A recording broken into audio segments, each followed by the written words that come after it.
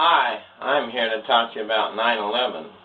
I'm not going to talk to you about the Twin Towers and whether they could have collapsed with the heat of the jet fuel or whether there's some other explanation. I'm going to talk to you about the behavior of President George W. Bush. I think his behavior on that day is very strange, almost inexplicable. I'm not the first one who's brought this up. It was a big campaign issue in his second campaign, but I'm hopefully going to try to explain some things, explain the unexplainable about President Bush's behavior. Now, some people presented President Bush as the villain in 9/11. They say that he was behind it. Other people say that is totally outrageous to think our President of the United States could have been behind this. Well, I sort of agree with that because I don't think President Bush was the villain on 9/11. But maybe he was a victim on 9/11, and let me explore that possibility. What was the very strange behavior of President George W. Bush? Most of you know that he went to Booker Elementary School in Sarasota, Florida, visit a classroom, and hear some elementary school children read on 9/11. Now, that was a very strange place for him to be on 9/11, but you say, well, nobody knew that 9/11 was coming in advance, but I think they did. I think President Bush was deliberately put in that schoolroom to be far away from the center of power on 9/11.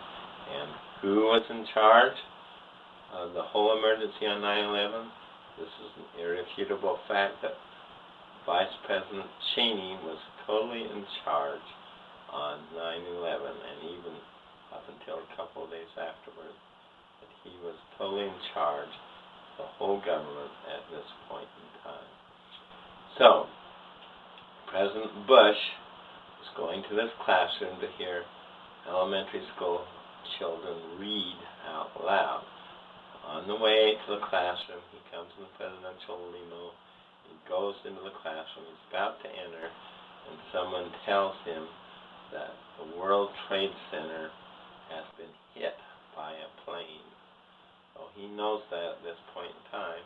And according to his own words, he believes that this was just a bad accident at this time. He's not suspicious at all. Well, reports say that the CIA was very suspicious, and they already thought that this was probably came from Al-Qaeda. But did they tell the President of the United States this? No. He just receives short words that the World Trade Center has been hit by an airplane. So he goes into the classroom. He's listening to children read. Approximately 5 minutes go by, and then his chief of staff, Andrew Card, sneaks in and whispers in his ear, a plane has hit the second tower of the World Trade Center, and, quote, we are under attack. Now, those are ominous words, that the United States of America is under attack. And this is the President of the United States here. So, shouldn't he react immediately? Shouldn't he start asking questions? Who do you think attacked us? Is there any more possibilities of attack? He is the one that would order all the planes out of the skies, which eventually happened, but he didn't order it. He's the one that would decide that we could intercept any other planes and shoot them down. Does he do any of this? Does he even ask a single question at this time? No, he does nothing. He sits there and listens to the kids read.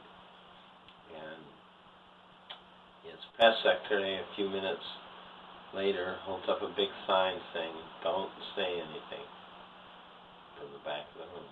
Wow. Shouldn't the President of the United States decide whether he will say anything or not?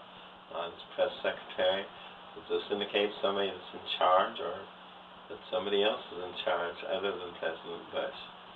Anyway, he listens. He's in no hurry.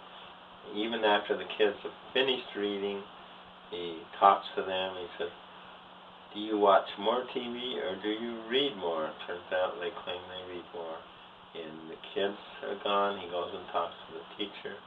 He is in absolutely no hurry to do anything at this point in time. Now, here's a question. A lot of people say, President Bush is not too bright. He was paralyzed by fear, blah, blah, blah. That's why he stayed in the classroom for 8 minutes. But what about the Secret Service? Shouldn't they have come and forced him to leave? They did that to Dick Cheney in the White House. They grabbed him under each arm and carried him down to a bunker underneath the White House. But the President of the United States was in a public building where he's on TV. The whole world knows exactly where he is, and airplanes are coming and striking buildings from the sky. Wouldn't the President of the United States be a logical target? Of course. So shouldn't the Secret Service have gotten him away from this dangerous place? Absolutely, not only for his sake, but for the hundreds of school children who have been killed if an airplane hit this building. The Secret Service did nothing either. An astounding fact. So, President Bush leaves the room. He gives a short speech. He talks to Condoleezza Rice and Dick Cheney. Gets in the presidential limo. Goes to the airport, Air Force One. At this point, it's been about 1 hour since WTC-2 was struck, where he goes to the airport where Air Force One is. He enters Air Force One. He talks more with Cheney and Secret Service, Condoleezza Rice, and different people. And they tell him that there was a very credible threat against Air Force One. Obviously, they believed that this was a credible threat, because what happened to Air Force One, it takes off almost straight up. It takes off like a bat out of hell. And we know because there are many witnesses. A lot of people were on this plane, including press people and so on. They didn't know exactly what's going on, but they testified that it took off like a bat out of hell and almost straight up. Air Force One probably has a lot more power than the average commercial jetliner.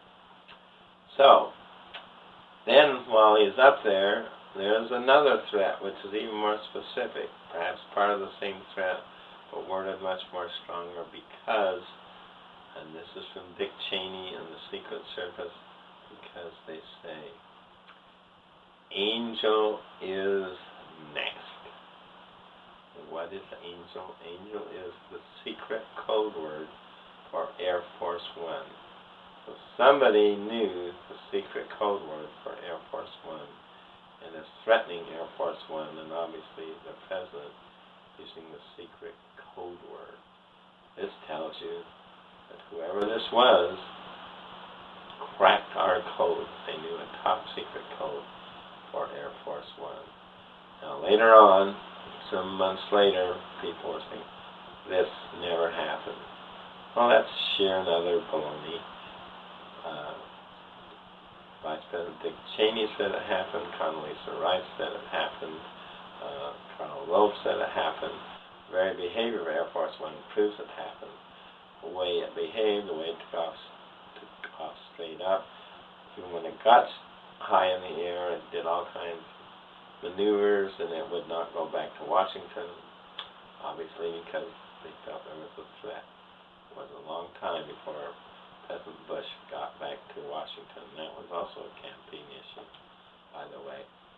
So clearly there was a credible threat, and many people that said the code word Angel is next was said at that point in time. So there's a very interesting and a very scary point. Now here's another very important point. From the time that the second plane hit WTC-2, which is a little after 9, till they got to the airport, was about 1 hour. From the time they took off and got up in the sky until they got any fighter protection from jet planes was another hour. So there were 2 hours they were without any air cover, any fighter protection for Air Force One with the President of the United States. Now, this is a time when planes were striking objects where the biggest danger to the President was probably in the sky. If you can hit a World Trade Center, maybe you can hit an Air Force One. It should have had fighter protection. In 2 hours, a military jet plane can travel about 2,500 miles. Whoa, how many Air Force bases are within 2,500 miles? So the answer is many, and some are only like 10, 15 minutes away. So why did the president not have any fighter protection for Air Force One? And clearly there was a threat to Air Force One. Kind of a similar question of why the Secret Service didn't take him out of that schoolroom. Because they were sort of like hanging him out to dry. The forces behind 9/11 were saying to President Bush, we can control your Secret Service, we can control your Air Force. You are defenseless.